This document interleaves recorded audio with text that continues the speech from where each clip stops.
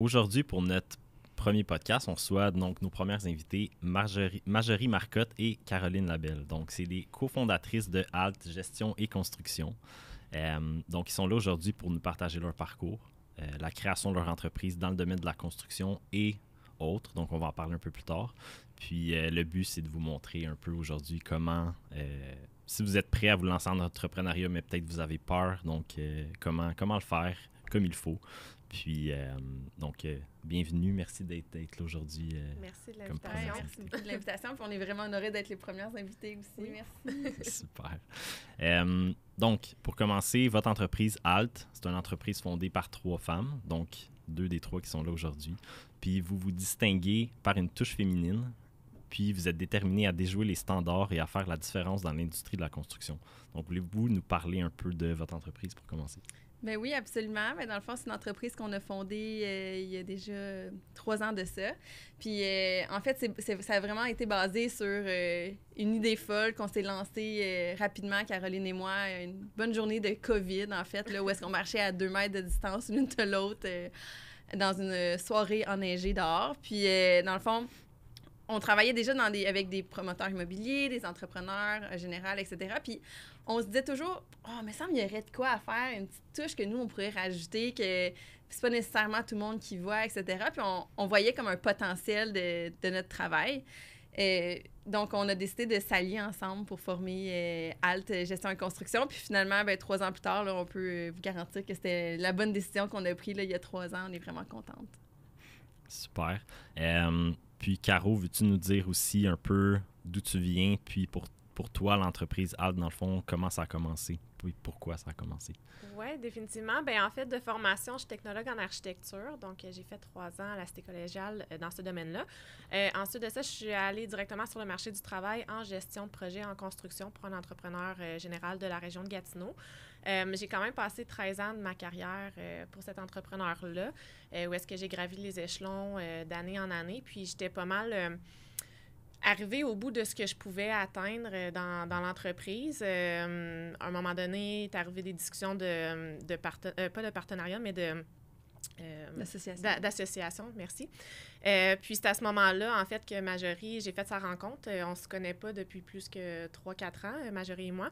Donc, c'est à ce moment-là qu'on s'est rencontrés puis qu'elle m'a lancé l'idée folle. Puis j'ai toujours eu ce côté entrepreneurial-là en moi aussi. J'ai toujours été quelqu'un pour qui le travail, c'était une priorité, la carrière, c'était une priorité. Fait qu'on dirait que ça faisait tout son sens de se lancer puis de faire les choses à notre façon, puis d'être des femmes aussi, puis d'arriver à se démarquer dans un domaine où est-ce que c'est un petit peu plus... c'est moins commun. Donc, c'est ça. C'est là qu'on s'est rencontrés puis que l'entreprise est née. Puis il faut dire que, en tout cas, nous, la façon que les 3 filles, on prend toujours nos décisions, c'est beaucoup d'impulsivité, là. C'est peut-être moi la moins impulsive des 3, là, mais comme quand j'ai proposé à Caro l'idée, j'ai dit, regarde, je te donne 1 mois pour y penser. Tu sais, je comprends que c'est une grosse décision. Il faut quand même comme que tu quittes ton emploi, que tu annonces tout ça à ta famille, etc. Puis elle était comme, OK, parfait, je te reviens. Puis finalement, moins d'1 semaine plus tard. Puis, tu sais, moi, je me souviens exactement, j'étais où. Tu sais, il y a des moments dans ta vie que c'est marquant. Bien, je me souviens exactement, j'étais où. J'étais à mon chalet, j'étais avec mes 2 amis, puis j'ai reçu un texto de Caro qui a dit « J'embarque dans le projet ». Puis ça, c'est un moment que je savais que c'était quelque chose d'extraordinaire qui commençait, là, tu sais, fait que... Puis, tu sais, oui, je me rappelle, c'était une grosse décision, tu sais, on est des mamans, donc à ce moment-là, 3 ans passés, j'avais quand même 2 enfants de 3 ans et 1 an. Donc, c'était quand même une grosse décision à prendre de dire, OK, mais je lâche mon emploi des 13 dernières années pour me lancer un peu dans le vide. J'ai confiance en ce que je fais, puis je pense que je le fais bien, puis je pense que c'est pour des bonnes raisons. Mais ça fait quand même peur, là, tu sais, veux pas, d'embarquer tout le monde là-dedans. Puis, non, c'était vraiment la plus belle décision de ma vie. une des plus belles décisions, oui, c'est ça. Exactement. Super. Tu parles justement d'avoir des enfants puis de lancer son entreprise. Donc, comment tu fais un peu pour gérer le temps entre la famille et l'entreprise? Parce que de partir une entreprise, ça prend beaucoup de temps, des fois plus qu'un emploi. Comment tu fais un peu pour manager ça ensemble? Ben, vous faites, parce que comment les deux, en fait. Moi, je dirais que mon premier conseil, là, puis en tout cas, du moins, moi, c'est comme ça que je l'ai vécu. Je vois ma sœur qui est aussi en entrepreneuriat, qui, elle, a commencé son entreprise avant d'avoir des enfants, puis a eu ses enfants après. nous, les deux, ça a été le contraire. On a eu nos enfants, puis après ça, on a lancé nos entreprises. La façon que je le vois présentement, c'est que c'était une bonne idée d'attendre d'avoir eu mes enfants parce que j'ai pas eu le stress d'avoir des congés de maternité pas payés ou en tout cas avec un moins gros salaire. J'ai pas eu besoin non plus, pendant que j'étais en congé de maternité, de me soucier de mes entreprises. Parce qu'on va se le dire, là, comme des entreprises, c'est comme des enfants. Tu es toujours en train de te soucier d'eux, tu penses à leur avenir, etc. Fait que pendant que j'étais en congé de maternité, moi, j'ai pu vraiment m'occuper de mes bébés. Puis ça, j'ai vraiment apprécié ça. Puis retourner au travail normalement après. Fait que de mon côté, c'est quelque chose que j'ai vraiment apprécié. Là. Je dis pas que ça se fait pas, mais je vois ma soeur qui, elle, pendant ses congés de maternité, doit travailler, doit faire avancer et progresser son entreprise, puis je vois que pour elle, c'est un stress, alors que j'ai pas eu à vivre ça, puis j'en suis bien heureuse. Ouais. Ben, je suis d'accord avec Marjorie. Mais, tu sais, au quotidien, ça change pas le fait que c'est beaucoup de travail quand même si nos enfants sont rendus plus vieux. Je pense que c'est juste d'apprendre à créer un équilibre dans tout ça, puis de bien s'entourer. Tu sais, comme je vais parler pour moi, mais je suis chanceuse d'être si bien entourée, d'avoir un si bon papa à la maison. Pas papa à la maison, il travaille pas à la maison, mais je veux dire, d'avoir un si bon papa, conjoint, impliqué, compréhensif. Tu sais, comme c'est vraiment mon rock, puis sans lui, je pourrais pas faire tout ce que je fais présentement. Puis on va en parler plus tard parce qu'on a une autre entreprise, mais comme, ouais, de pouvoir s'appuyer là-dessus, c'est crucial. C'est vraiment d'une grosse importance. Puis moi, j'ai toujours, comme je vous dis, accordé beaucoup d'importance à ma carrière. Fait que j'ai toujours eu un peu un côté workaholic, là. Fait que pour moi, c'est une passion, puis je m'empêcherai pas de travailler non plus le soir quand je ressens le besoin de le faire. Mais ce que je fais, c'est que j'essaie vraiment de faire en sorte de consacrer le temps avec mes enfants puis à ma famille jusqu'au dodo des enfants. Mais c'est pas rare qu'une fois qu'ils sont couchés, par contre, je vais faire quelques heures de travail le soir après ça avant d'aller me coucher. Fait que c'est juste de trouver, je pense, l'équilibre qui convient pour chacun. Puis exact. Puis moi, je trouve ça... En tout cas, moi, ça me rend vraiment fière de montrer... Mais tu sais, moi, j'ai un garçon puis une fille, puis ma fille est la plus vieille, mais... Je trouve ça le fun de montrer un super bel exemple à ma fille de poursuis donc tes rêves. Puis c'est pas vrai qu'à 20 ans, tu es obligé d'être seté dans la vie, de où est-ce que tu t'en vas ou quoi que ce soit. Ben moi, j'avais 31 quand j'ai parti ma première entreprise, puis c'est bien correct. Puis quand on a participé à plusieurs concours, Caroline, Myriam et moi, puis on se pratiquait nos pitchs, etc. Puis ma fille, là, c'était rendue, elle était en arrière de moi, puis elle était comme « Halte, gestion et construction! » Puis tu sais, elle connaissait les speeches, puis je trouve ça vraiment extraordinaire de pouvoir leur montrer un modèle de poursuivre tes rêves. N'importe quand tu es dans ta vie, tu peux le faire, puis une maman a le droit d'être une femme d'affaires. Tu sais, moi, j'ai eu le modèle de la maman à la maison et le papa qui est entrepreneur, mais là, je trouve ça le fun que ça soit renversé puis que ça soit le contraire puis que pour les générations à venir, on sache que t'es une fille ou un gars, tu peux faire ce que tu veux. Là. Puis au-delà de vivre ses rêves, il y a aussi de voir un parent qui est épanoui. Définitivement. Parce qu'il est à sa place puis qu'il tripe à chaque jour à construire quelque chose auquel il croit. Oui. Ouais. Moi, je trouve que c'est un excellent modèle à donner. Oui, c'est sûr qu'il y a des journées que les enfants sont comme « Pourquoi t'es pas à la maison aujourd'hui? Oui. » C'est sûr que dans le day-to-day, il y a des fois des incompréhensions de la part des enfants de « Pourquoi aujourd'hui je suis juste avec papa? Moi, j'aimerais ça que maman, tu sois là aujourd'hui avec moi. Ah, mais je peux pas aujourd'hui parce que je travaille pour telle raison. » Puis je comprends que des fois, pour eux, ça peut être un peu frustrant, mais dans le général, ils voient tout qu'est-ce que ça apporte aussi, là, mais des fois, dans le day-to-day, ça peut... Éventuellement, je pense qu'ils vont comprendre un peu plus. On a tous des enfants en jeune âge, là, fait que au final, ça reste qu'on fait... La majorité de ce qu'on fait, on le fait pour eux, mais sur du long terme. À un moment donné, c'est ça, ils vont vieillir, ils vont comprendre certaines choses aussi.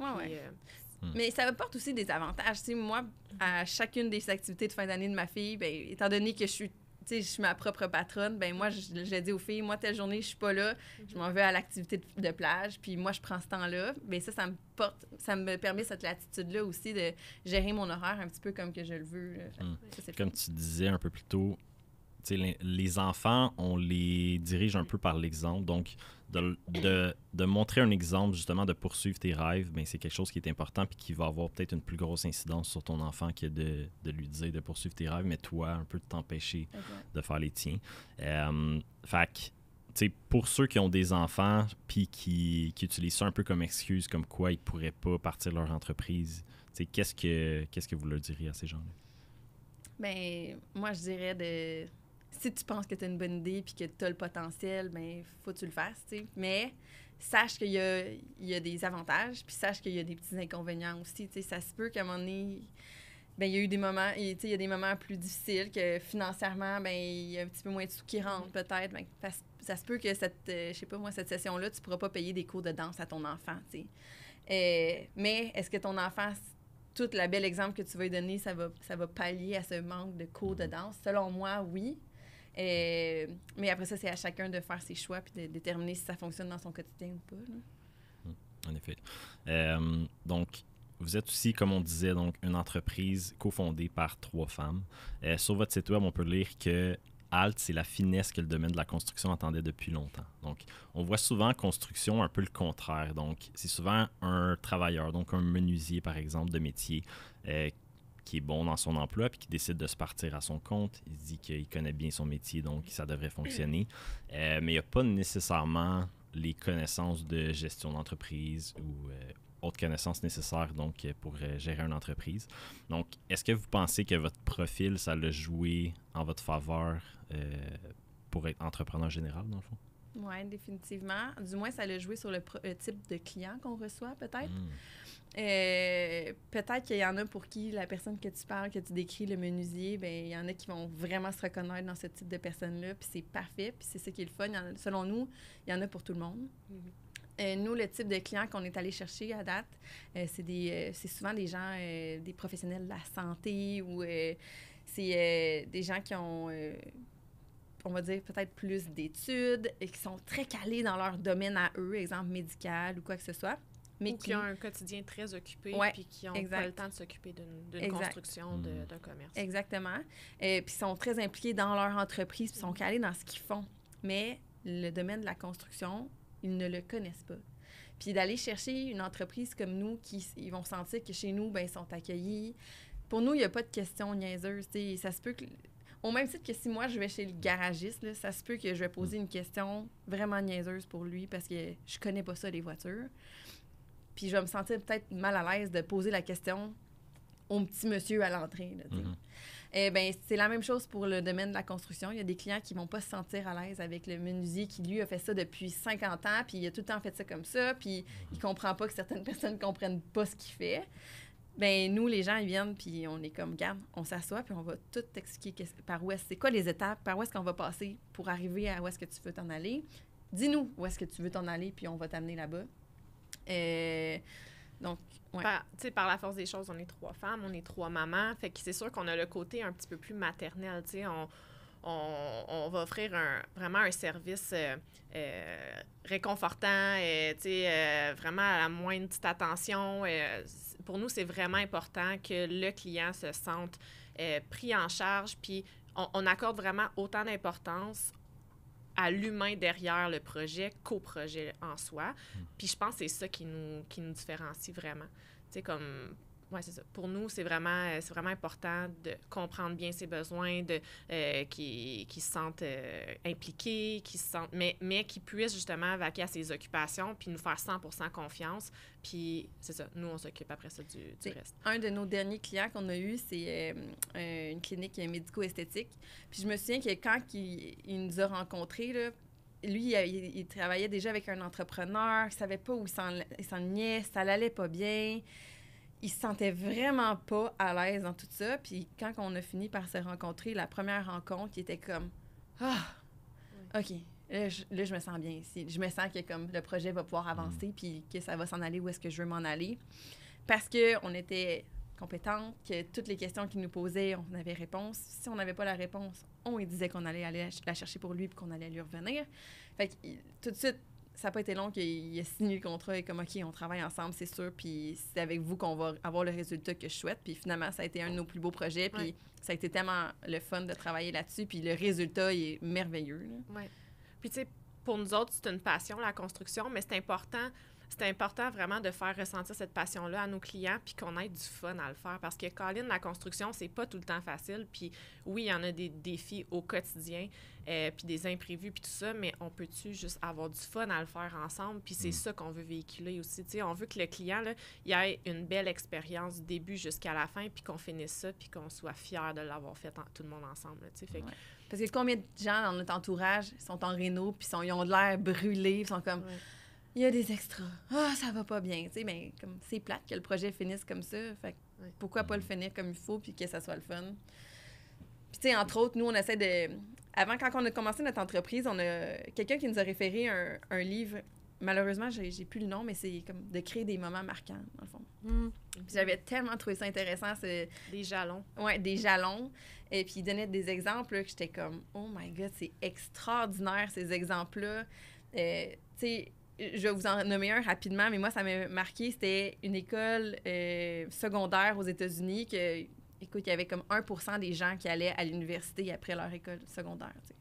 Puis c'était tous des gens que leurs parents n'étaient pas allés à l'université non plus. Fait que c'était pas vraiment inculqué dans tout ça. Puis finalement, ils ont décidé, l'école, à la fin de l'année, de créer un genre de gala qui... OK, Marjorie s'en va à l'université de Californie. Puis là, ils faisaient monter les gens sur la scène. Faut dire à quelle université s'en allait. Puis tous les jeunes dans l'école étaient comme « Wow! Marjorie est capable d'aller à l'université. Elle est dans la même région que moi, le même type de famille que moi. Pourquoi moi, je peux pas aller à l'université? » t'sais? Puis il disait qu'en 10 ans, la quantité de gens qui étaient allés à l'université, c'est passé de 1% à genre 20%. Mais à cause qu'il y avait un petit moment marquant à la fin de l'année qui montrait ça. Fait que pour nous, on était comme, OK, comment est-ce qu'on réussit à faire des moments marquants dans notre entreprise? Puis on essaie d'en faire le plus possible. Tu sais, à chaque début de projet, quand c'est la première journée du chantier, bien, on invite le client, on lui fait un casque, écrit « Halt », il y a son nom dessus. Ce casque-là lui appartient pour le reste de sa vie, pour qu'à chaque fois qu'il y a un projet de construction, il va se souvenir de ce beau moment-là, il va avoir envie de revenir travailler avec nous. On prend une photo, on immortalise ça, on met sur nos réseaux sociaux. Mais c'est juste un petit moment pour dire comme « Hey, ton début de construction est fait », tu sais. Puis on essaie d'en faire de plus en plus des moments comme ça. Puis on espère trouver toujours la bonne idée pour rendre le tout le plus marquant possible, dans le fond. Vous parlez beaucoup de la qualité ou minimalement de l'investissement que vous mettez dans la relation avec vos clients, l'importance que ça a. Puis vous travaillez avec des sous-contractants aussi, qui deviennent vos employés un peu dans le projet. Est-ce que c'est important aussi de créer ce sentiment-là de plaisir? Puis Définitivement. Définitivement. La majorité des entreprises avec lesquelles on travaille depuis 3 ans, c'est des entreprises que je connais depuis de longues années de mon passé. Mais c'est ça, c'est important d'établir des relations de confiance autant avec eux parce qu'au final, c'est eux qui œuvrent sur le projet. T'sais, c'est eux qui vont le réaliser, le projet pour le client. Fait que la base de la confiance est là. T'sais, comme nous, on a beau avoir une super belle approche avec le client et tout ça, mais je dois lui garantir que le produit final, au bout de la ligne, va être satisfaisant aussi, puis qu'on va être fiers de l'avoir réalisé dans les barèmes qu'on s'est entendu et tout ça. Fait que j'ai besoin de m'entourer de gens de confiance puis qui sont compétents. Mais ça, c'est des relations qui se bâtissent au fil des années. Puis, on met tout le temps beaucoup d'efforts aussi à développer des nouvelles relations. T'sais, on n'est pas fermé à rencontrer des nouveaux gens, à essayer des nouvelles collaborations. Mais oui, c'est important de bien s'entourer. Puis pour vrai, on est vraiment fiers de toute l'équipe qui nous entoure et qui travaille avec nous depuis 3 ans. Puis des moments marquants, finalement, on a aussi décidé d'en créer pour les sous-traitants. Oui. Il y a 2 ans, alors qu'on était en route les 3... Ça nous arrive, là, on prend la route les 3 filles ensemble, puis c'est des fois des moments qui créent des choses. Comme aujourd'hui. Comme aujourd'hui, d'ailleurs, oui. Donc là, cette fois-là, il y a 2 ans, on était en route pour le gala Ose entreprendre. D'ailleurs, c'est un gala qu'on est présentement porte-parole, ou du moins en présidente d'honneur là, pour la région d'Outaouais. Oui, merci. Mais en route, on se disait, comment on fait pour aussi créer des moments marquants, justement, pour les sous-traitants? Puis de là est venue une super belle idée. Je te laisse en parler. Bien, en fait, c'est ça. Comme j'ai été longtemps quand même dans le domaine, je trouvais que c'était facile de dire ce qui allait pas bien dans les projets ou dans chaque journée de travail, puis de taper sur la tête du monde plutôt que d'essayer de soulever ce qui se passe bien puis ce que les gens font de remarquable. Fait qu'on a décidé de faire les étoiles de chantier avec Alt. Fait que c'est des boîtiers cadeaux qui est en collaboration avec une entreprise de Gatineau qui s'appelle Shop-moi ça. Puis dans le fond, ce boîtier cadeau-là, à la fin de chaque projet, on l'offre à un travailleur, puis pas un gestionnaire, pas un qui travaille à l'intérieur du bureau, mais vraiment un travailleur qui a œuvré sur le chantier, quelqu'un qui s'est démarqué durant le projet. Puis ça peut être pour toutes sortes de raisons différentes, pour son implication, pour sa proactivité, ça peut être plusieurs raisons différentes, mais vraiment quelqu'un qui a sorti du lot, puis à qui je peux dire « Wow, pour vrai, toi, tu as fait une différence dans le projet ». Fait qu'à la fin, on envoie un courriel à son employeur, puis on dit « Voici l'étoile de chantier, on aimerait ça la décerner à tel employé de votre compagnie.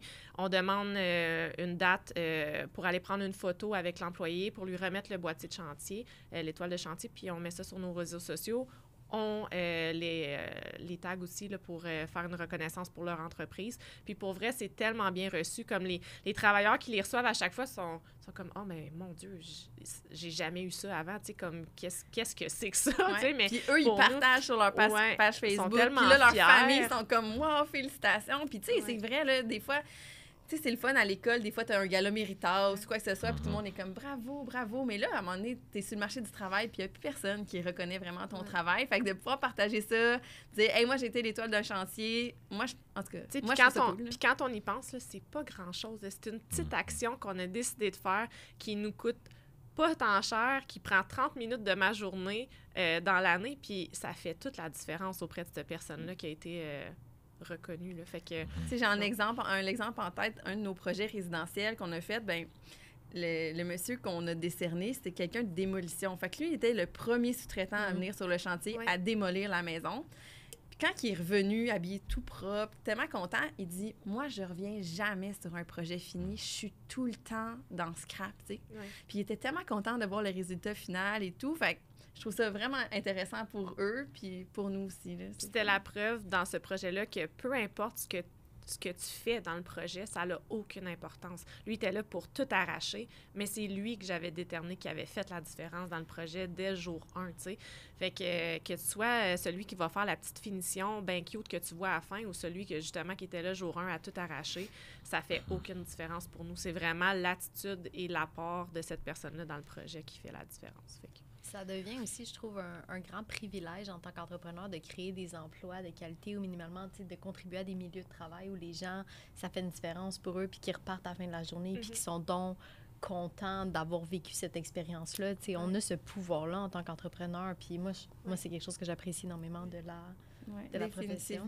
Puis ça fait en sorte que cette personne-là, quand elle va revenir pour démolir un autre de nos projets, là, elle va être bien contente d'être là sûrement, puis elle va se dire « Ah, c'est cool.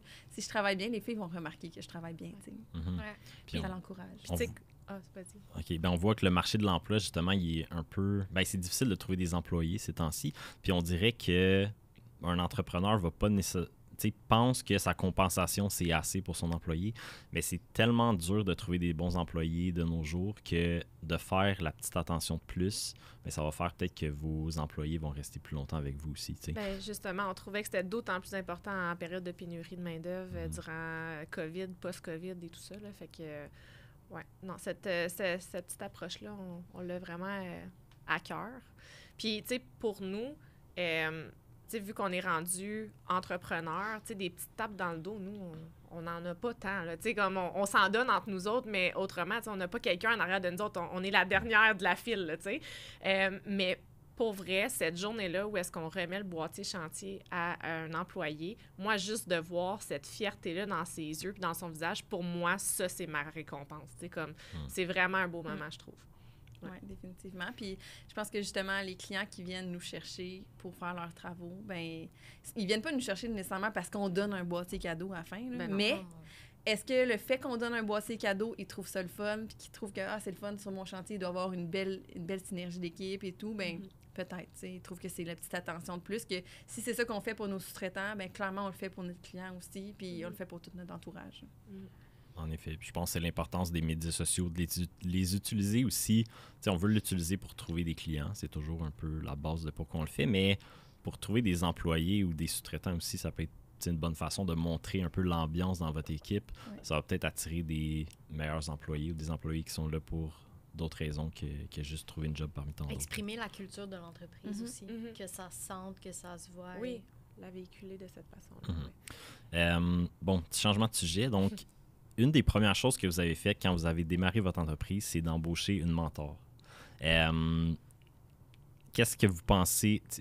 Pourquoi c'était autant important pour vous d'aller chercher une mentor, d'être un peu éduqué et guidé dans ce parcours-là? Parce qu'on savait vraiment pas où aller, honnêtement. Tu sais, dans le fond, la partie qu'on vous a moins racontée, c'est qu'il y a moi et Caroline dans l'entreprise, mais il y a aussi Myriam. Myriam, elle a un bac en comptabilité qui est comme pas du tout le domaine d'expertise de Caroline et moi.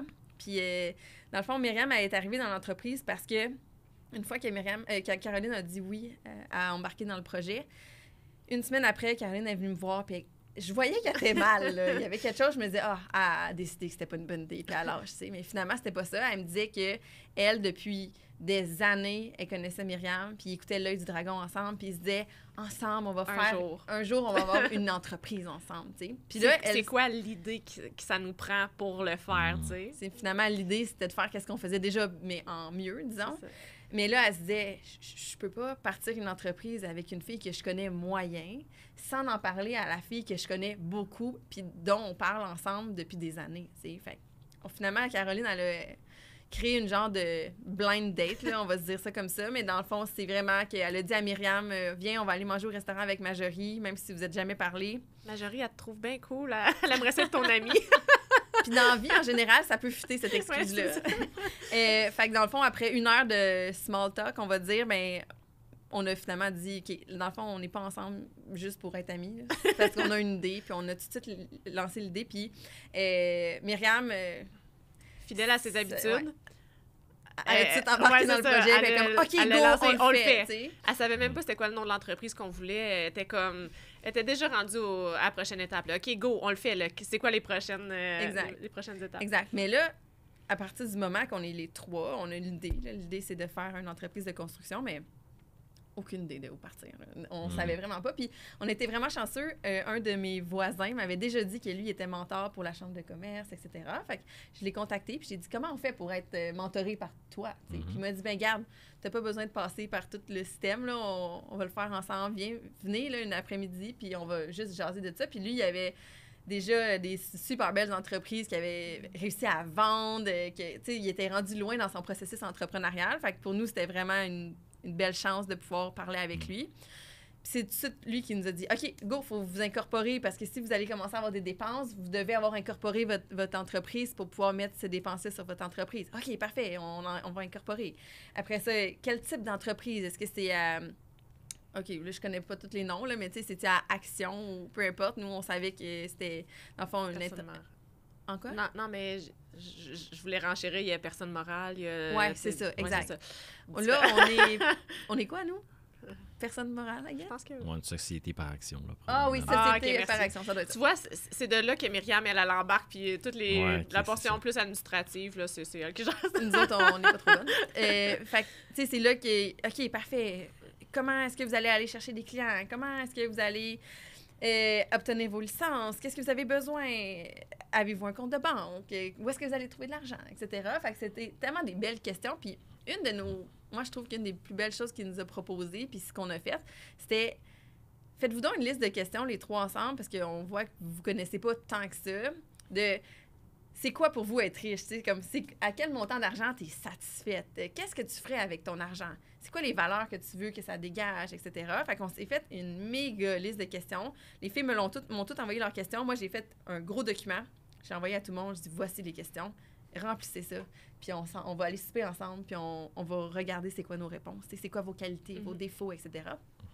Puis finalement, ça a mené à vraiment des belles discussions. Ça a mené aussi au fait qu'on s'est rendu compte que les trois, on est complètement différentes sur plusieurs sujets. Mais c'est ça qui est le fun. Ouais. Tu sais, Myriam, une de ses plus... un de ses pires défauts, c'est, disons, son... elle se souvient de rien. Mémoire à court terme, ça va pas partout.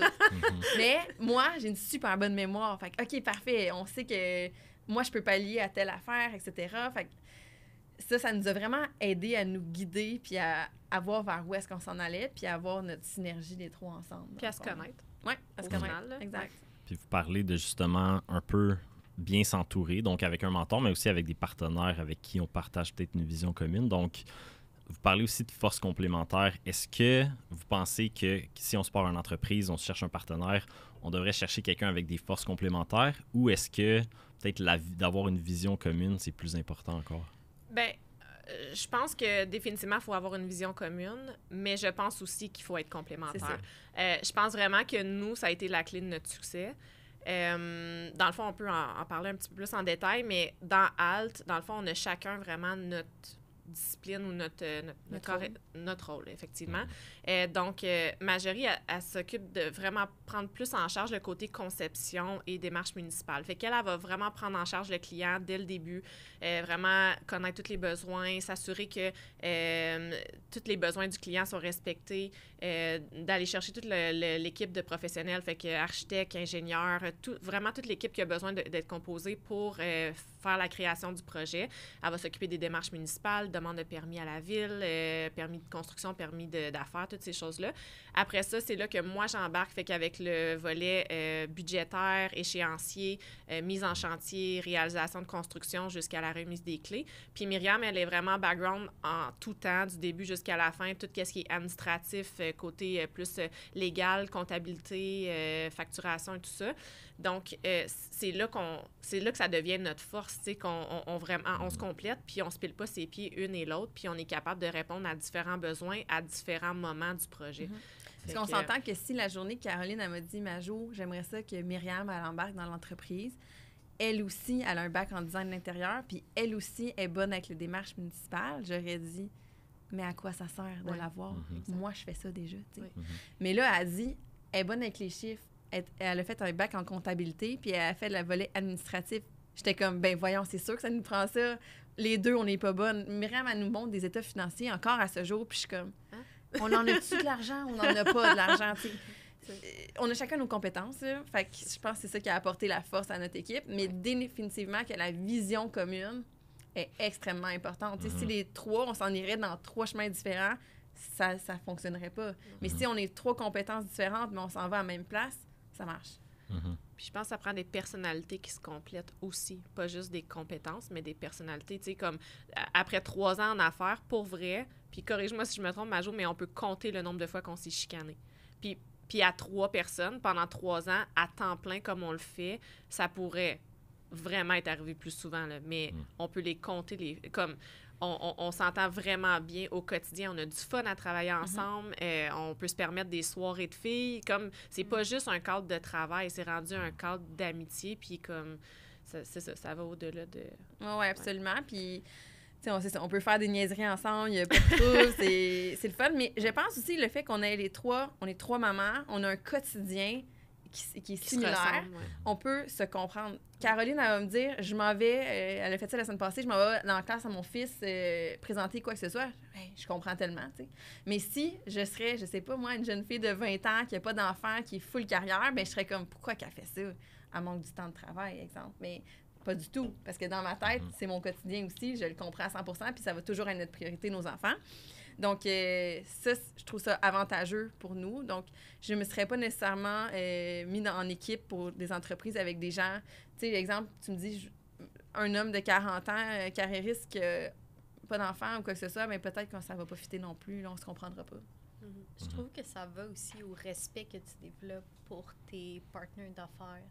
Nous, on est 3, puis comment on veut se pousser aussi pour les autres personnes de notre équipe, puis comment on développe une relation dans laquelle on les respecte, puis on les value pour leurs compétences aussi. Tu sais, ça te permet de vouloir t'améliorer, puis... C'est pas de pas se piler ses pieds non plus, fait que d'avoir des rôles définis dans l'entreprise, parce que c'est facile si c'est pas prédéfini. Il arrive quelque chose, une situation, puis tu sais pas trop, tu sais, tout le monde essaie d'embarquer en même temps, puis c'est là peut-être que ça peut causer des frictions. Fait que je pense de définir les rôles, puis peut-être même plus loin que ça pour certaines personnes, quand tu décides de t'associer, peut-être de faire un contrat même, parce que tu sais pas ce que l'avenir te réserve. Exact. Tu sais que... On a fait ça, nous. Ouais, on a une convention d'actionnaire faite par un notaire. Ça a pris 2 ans, peut-être, avant qu'on la fasse, mais à un moment donné, on s'est rendu compte qu'on était rendu là. si ça fonctionne pas, si quelqu'un meurt, tu sais, comme il y a notre Ouais, il y a chambre en plusieurs arrière, il y a facteurs, tellement de ouais. facteurs, on était comme, vaut mieux y penser maintenant quand ça va bien que plus tard quand ça ira mal. Là. Mais ça n'ira peut-être pas de mal, là, c'est pas ça l'objectif, mais Exactement. oui, on a pensé de le faire. Là. Très bonne idée. Fait que vous êtes aussi les 3 propriétaires depuis 1 an du centre d'amusement Le Rond-Point à Gatineau. Fait que peut-être un peu plus là-dessus, qu'est-ce qui vous a fait considérer cette opportunité-là et comment c'est venu à vous? Mon Dieu, Ça, là, on n'a c'est- pas chômé, mais c'était vraiment pas dans notre plan de carrière. Ça, je peux vous le garantir. On l'a pas vu venir, celle-là. Ça nous Mais- est tombé dessus, là, vraiment. Là. Ouais, je Ouais. te laisse expliquer l'histoire. Mais dans le fond, c'est un centre d'amusement qui s'appelait Tube et Jujube initialement, qui a fait faillite en octobre 2022. C'était dans une bâtisse louée et un de mes oncles est propriétaire de l'immeuble. Et donc, à la suite de cette faillite, il m'a dit « Marjorie, veux-tu aller jouer avec tes enfants dans le centre d'amusement? Tu sais, c'est fermé, c'est pas propre, mais ça peut être le fun, t'aurais la place à toi tout seul. Puis vas-y avec des amis. » Fait que moi, j'en ai beaucoup d'amis. Fait que j'ai invité beaucoup de gens. Myriam, Caroline, leurs enfants, plein de monde. Puis quand mon oncle m'a débarré la porte pour nous ouvrir, il me dit « Hey, dommage que tu aies ton entreprise déjà parce que je te verrais avoir ce type d'entreprise-là. » Et moi, j'étais vraiment pas intéressée à cette proposition. J'étais comme « Ah, non, moi, je veux pas de centre d'amusement. » D'ailleurs, j'ai travaillé dans l'ancien Tube et Jujube en 2006, tu sais, il y a vraiment longtemps, mais c'était vraiment pas quelque chose qui me tentait. Mais j'ai fait une erreur dans tout ça et je l'ai dit à Caroline et Myriam. J'ai dit, mon oncle m'a dit qu'il me verrait avoir ce type d'entreprise-là. Et eux, leurs yeux se sont illuminés. Caroline, Ouais. elle a tout de suite vu Mais- l'aspect réno. C'est ça. Moi, j'ai comme tout de suite vu le potentiel construction. Tu veux pas, ça m'habite en tout temps. C'est ma passion. Fait que je suis rentrée là-dedans puis j'ai fait « Oh my God! Tu sais, c'est 13 000 C'est pieds tellement- carrés. Là. C'est grand, c'est vieux en ce moment, c'est sale. Il n'y en a pas d'autres à Gatineau. Wow, le potentiel qu'il y a ici, tu sais. C'est ça. Puis- Puis Myriam, elle, Puis Myriam, ben on l'a dit tantôt, fidèle à ses habitudes, elle embarque tout le temps dans tout. Puis c'est ça. Mais ceux qui me connaissent, je suis un peu comme ça aussi. Comme moi, je suis vraiment une go-getter. Comme je vais embarquer dans tout. Je suis tout le temps in. Tout le temps in. Majo, c'est tout le temps celle qui dit non. Moi, je suis en out. premier, sa première réponse, c'est non. Pense à ta question, ça va être non. Puis après ça, on la travaille, puis ça finit par D'ailleurs, changer. je l'avais averti, le fameux formulaire qu'on s'était rempli, là, je l'avais dit, moi, je vais tout le temps dire non en premier. Ouais. Il va falloir me faire changer d'idée. Mais c'est correct, on le sait. Fait que là, à cette heure, on sait comment la travailler puis aller la chercher. Mais ouais, c'est ça. C'était juste drôle parce qu'au début, cette journée-là, moi puis Myriam, on s'est regardés puis on a fait « Oh my God, on le fait-tu? » Puis là, Majo, elle nous regardait puis elle était comme « Non, non. » Puis là, on était là « Oui. Ma mère était là cette journée-là, puis elle me dit encore, elle est comme, je me souviens de votre visage, puis elle s'est dit, ah non, ils vont embarquer là-dedans. C'est sûr qu'ils vont le faire.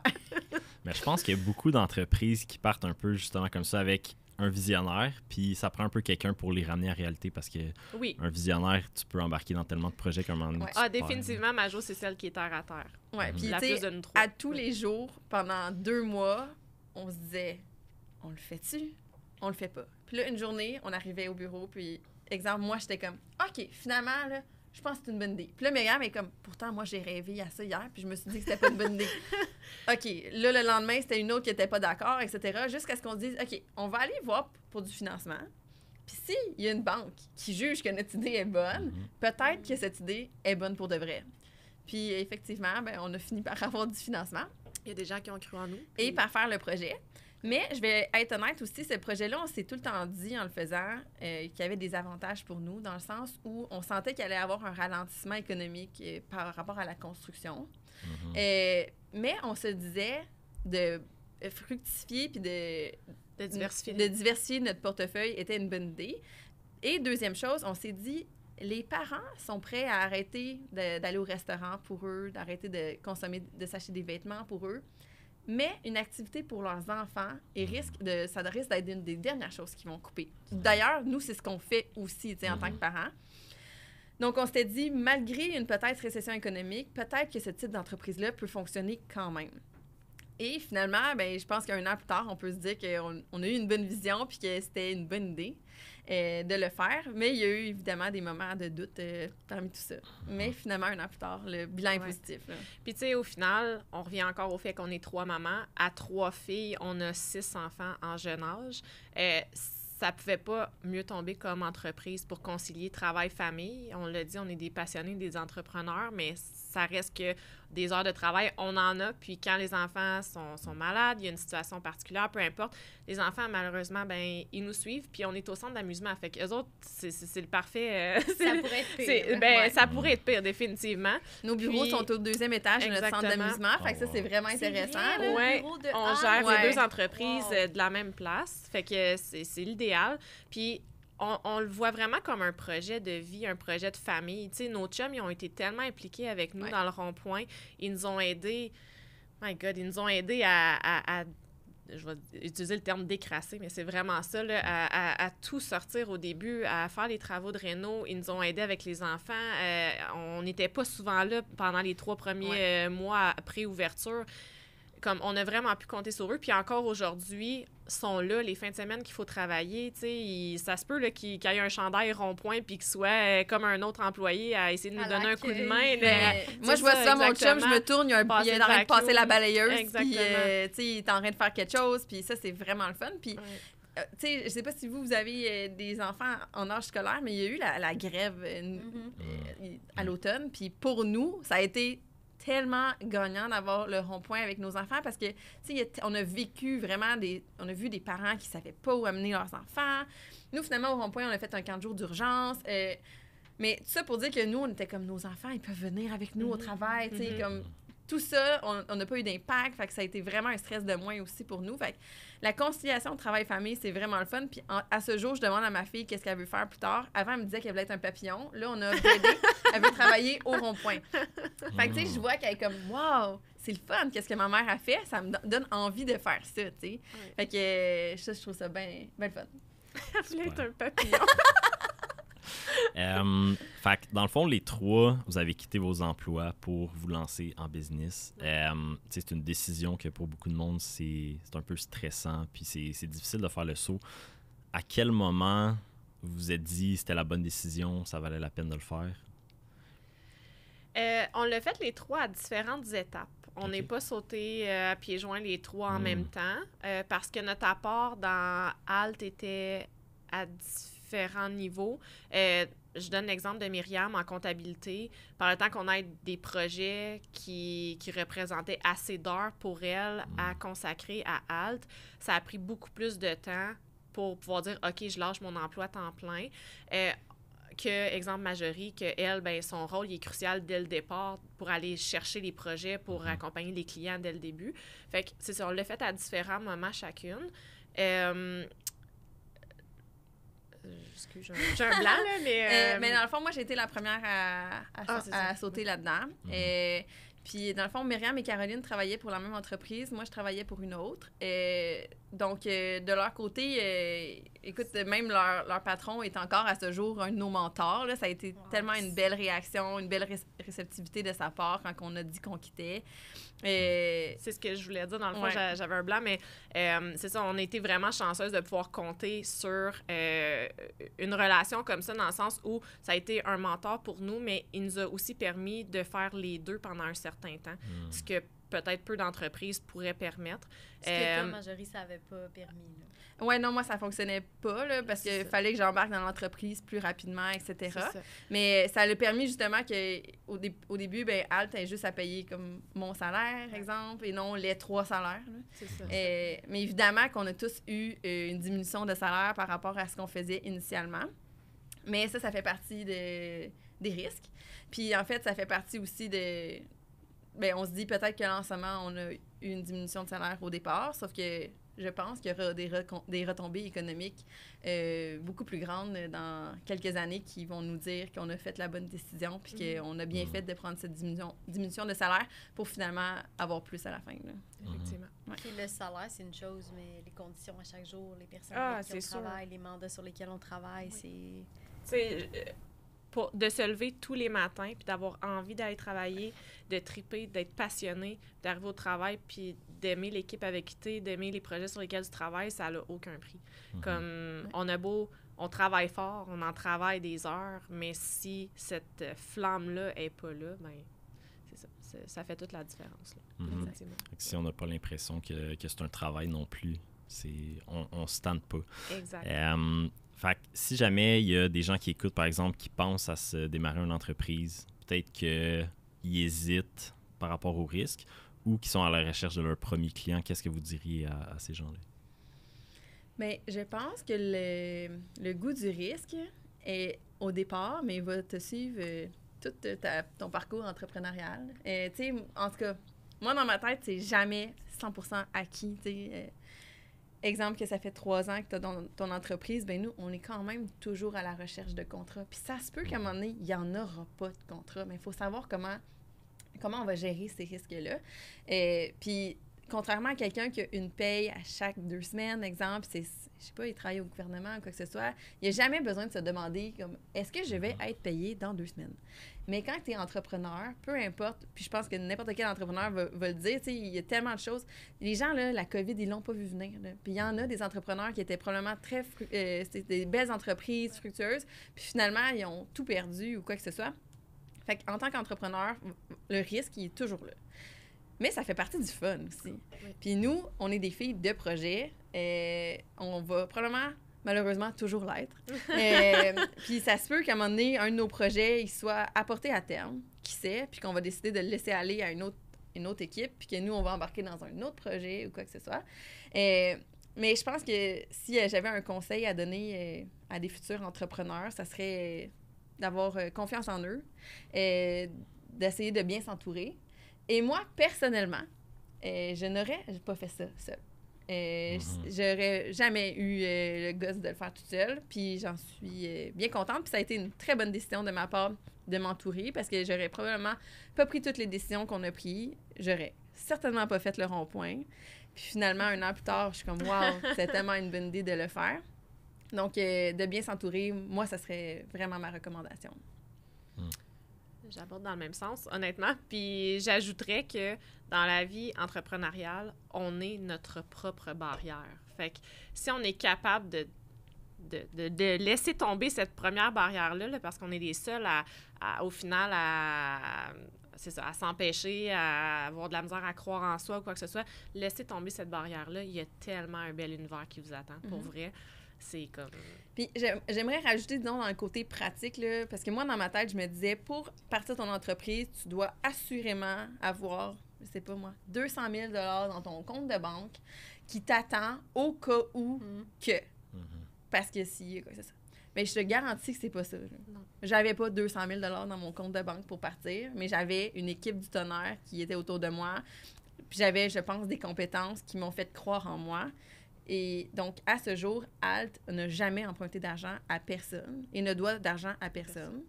Puis on est partis, nous 3, en mettant chacun... je pense que c'est 5 000 ou 3 000. 3 000, je pense, j'ai en tête. À côté départ, 3 000 $ chacune. Ouais. Mon chum qui a cru dans mon projet, puis pour ma fête de 30 ans, m'ont payé mon cours de licence en vécu.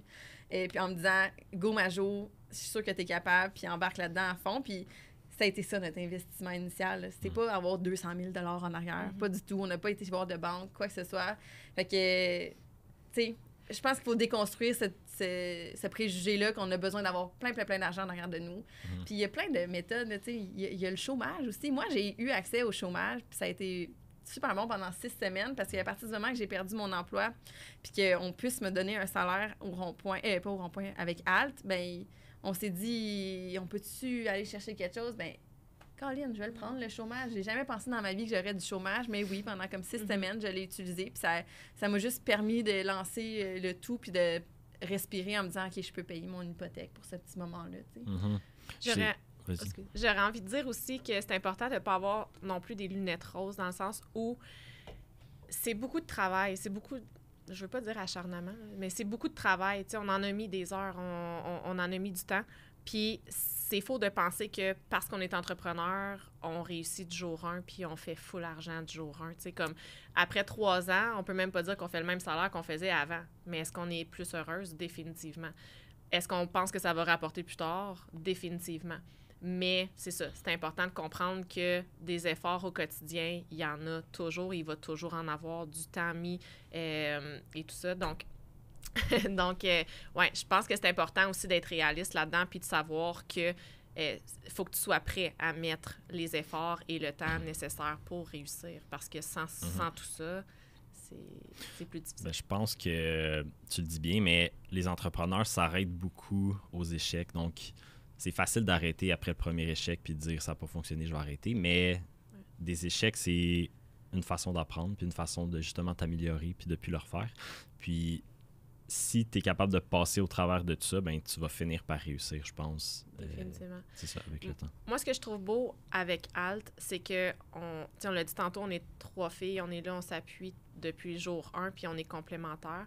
Je trouve ça le fun de voir que chaque défaite, on les vit ensemble, mais chaque réussite, on les vit ensemble aussi. Puis c'est jamais « Ah, bravo Majo, comme la réussite, elle te revient. » Non, ça nous revient tout en équipe parce qu'on a chacune apporter quelque chose au projet parce que, justement, on a des forces complémentaires qui font un tout. Fait que je trouve ça le fun pour ça parce qu'à chaque fois qu'on réussit quelque chose, on est comme « Hey, gang, on est fiers de nous autres, on l'a réussi. » Puis au contraire, quand on a une moins bonne nouvelle, ben on est là, on le vit ensemble, puis c'est comme « OK, mais qu'est-ce qu'on peut faire pour s'améliorer? » Puis comme on essaie vraiment de trouver des solutions ensemble. Je pense que même entre nous, on essaie de se créer des moments marquants, dans le sens où on n'attend pas que ce soit, les 1 an de quelque chose pour fêter, célébrer. Comme on peut célébrer des très petites victoires, puis on va être très contente. Nous, par exemple, pour notre projet du rond-point, on a investi de l'argent dans ce projet-là personnellement, mais en tout cas, notre entreprise Alt. Puis en moins d'1 an, on a remboursé tout ce prêt qu'on s'était fait, mais pas parce que ça faisait même pas 1 an. Comme, hey, on célèbre ça, c'est des petites victoires toujours. Puis je pense que d'être de bonne humeur au travail puis de pouvoir célébrer au quotidien, c'est le fun. Nous, on a 4 coupes de champagne dans nos bureaux. Puis c'est sûr que ces coupes-là, on va les utiliser pour plusieurs occasions parce que c'est important de reconnaître de où on est parti puis de où on est arrivé. Puis des fois, juste des photos Facebook souvenirs te font penser. Il y a pas longtemps, j'étais comme wow! Il y a 1 an, j'étais avec un masque puis un One Piece en train de décrasser le rond-point. Puis là, je suis dans mon bureau au rond-point puis j'ai des clients qui me disent à quel point c'est extraordinaire puis que merci d'avoir fait ça pour Gatineau. Mais je suis comme, hey, ça, c'est juste 1 an de différence entre les deux, là. Puis quel monde de différence. Super. Le podcast tire à sa fin, il nous reste quelques petites minutes. J'aimerais ça finir peut-être avec, est-ce qu'il y a quelqu'un qui vous a inspiré peut-être dans votre parcours entrepreneurial, quelqu'un en particulier? Ou en tant qu'humain, là, tu sais, ça serait qui je sais pas, votre personne morte, vivante, que vous voudriez soit remercier ou rencontrer un jour? Mais moi, je prendrais plein de petites personnes différentes dans le sens où tout le monde dans mon entourage ont apporté des choses. Exemple, je vais mentionner ma petite sœur. Elle, on a tout le temps pensé que ça serait moi l'entrepreneur de la famille, une personne avec beaucoup de drive. Puis elle, toujours en arrière de moi, à essayer des fois de m'imiter ou quoi que ce soit. Mais finalement, c'est elle, en pleine pandémie, qui a lâché sa job d'ingénieur pour embarquer à 100% dans son entreprise de création de savons et produits pour le corps, la marcoterie. Donc, j'étais comme, wow! C'est pas son parcours de vie à elle. C'était peut-être le mien, mais c'est elle qui l'a fait en premier. OK, cool, elle est capable de faire ça. Après ça, mon père est chiro, il a sa propre clinique depuis qu'il a gradué. Bien, mon père, c'est quelqu'un de très rationnel, mais c'est quelqu'un qui prend très soin de ses sous. T'sais, c'est pas quelqu'un qui a des dettes ou quoi que ce soit. Enfin, j'étais comme, OK, intéressant de savoir qu'il y a une façon d'avoir une entreprise sans flouber du cash tout le temps puis de devoir de l'argent à tout le monde. Fait que ça, c'est intéressant. J'ai mon oncle, exemple, qui nous a proposé le rond-point. Bien, lui, c'est quelqu'un qui prend peut-être un peu plus de risques, qui est un peu plus dans différents projets. Donc, ça aussi, c'est intéressant de savoir que tu peux faire plein de choses différentes. Donc, moi, je te dirais que c'est un peu le parcours de toutes ces personnes-là, puis d'autres personnes auxquelles je pense pas nécessairement présentement. Puis finalement, la personne, moi, qui m'a comme le plus donné le petit coup de pied que j'avais besoin, bien, définitivement, c'est mon chum. La journée où il m'a dit qu'il me payait mes cours pour ma licence RBQ parce que lui avait confiance en moi, puis qu'à chaque fois que j'apporte une idée de projet, il me dit tout le temps comme « Oh my God, OK », ou tu sais, comme des fois, il trouve ça un peu décourageant, mon histoire, mais il est tout le temps en train de me dire comme que c'est peut-être une bonne idée finalement, puis qu'il a confiance dans mes compétences, etc. Fait que ça a été les gens qui ont eu, selon moi, un impact, là. Je me suis jamais arrêtée à cette question-là, pour être honnête. J'ai pas personne en particulier à nommer. Moi, au contraire, j'ai pas une famille entrepreneuriale, dans le sens où j'ai pas... mes parents sont pas entrepreneurs, j'ai pas personne autour de moi, dans mon entourage proche, qui a une entreprise, nécessairement. Mais on dirait que juste de m'appuyer sur la confiance de mon entourage, justement, la fierté de mon entourage, c'est souvent ce qui m'a drivé à pousser plus loin. Je l'ai dit tantôt, je suis tout le temps une fille qui est la première à embarquer dans un projet. Je suis une fonceuse dans tout ce que j'entreprends, autant les sports que les entreprises et tout.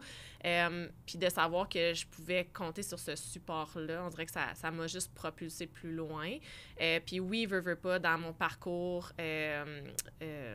pas entrepreneurial, mais dans mon parcours professionnel, avant de me partir en entreprise, c'est sûr que j'ai rencontré des gens ici là que j'ai fait comme « Oh wow, ce qu'ils font, c'est vraiment bien. J'aimerais ça arriver à faire ça un jour. J'aimerais ça être comme eux un jour. J'aimerais ça. » Mais c'est tous des petits moments ou des petites... Des petits traits de personnalité qui m'ont comme juste mené à me propulser un peu plus loin tout le temps puis à faire les choses à ma façon. Si je peux ajouter, dans le fond aussi, qu'est-ce qui est le fun entre nos deux entreprises, c'est que Alt, ça s'adresse vraiment à des gens en particulier. Tu sais, c'est dans le fond une personne qui veut faire un projet de construction. C'est pas pour monsieur, madame, tout le monde. Puis je trouve que qu'est-ce qui est vraiment cool avec le Rond-Point, c'est que ça s'adresse à tout le monde.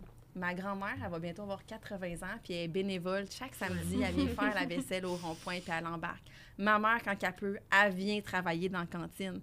Les gens de mon secondaire que j'ai revus au Rond-Point, qui étaient comme... que ça fait longtemps que je n'avais pas vu, mais c'est tellement le fun d'avoir cet apport avec le public-là, puis de pouvoir rencontrer des gens. Combien de fois maintenant, depuis la dernière année, je vois quelqu'un, je me dis « Ah, je l'ai déjà vu, je sais plus de où, mais clairement, je l'ai sûrement vu au Rond-Point. » Mais parce qu'on croise tellement de gens, puis... Ça aussi, je trouve que quand quelqu'un veut se partir en entreprise, c'est intéressant de se demander comme c'est quoi ton quotidien, comment tu veux le vivre. Moi, Alt, je le vivais super bien d'être juste seule dans nos bureaux avec nos clients, mais finalement, de le vivre une autre façon, de rencontrer du monde au quotidien, bien, je trouve ça vraiment motivant puis vraiment le fun aussi. Fait que c'est de se poser la question, toi, quand tu veux te lancer ton entreprise, ça va ressembler à quoi? T'as-tu le goût de voir du monde? T'as pas le goût de voir du monde? T'as-tu le goût d'impliquer ta famille? T'as pas le goût d'impliquer ta famille? Mais tout ça, ça va enligner ton idée de projet puis ça va raffiner ce que tu veux faire, dans le fond. Définitivement. Super. Bien, écoutez, merci beaucoup. Félicitations encore pour vos deux entreprises. Donc, Alt Gestion et Construction, si vous voulez les suivre sur les médias sociaux, et le Rond-Point à Gatineau. Donc, ils ont passé leur entreprise de 0 en 3 ans à une entreprise à succès. Donc, merci Marjorie et merci Caro. Merci de l'invitation. C'était vraiment le fun. Et longue vie à votre podcast. Oui. Merci.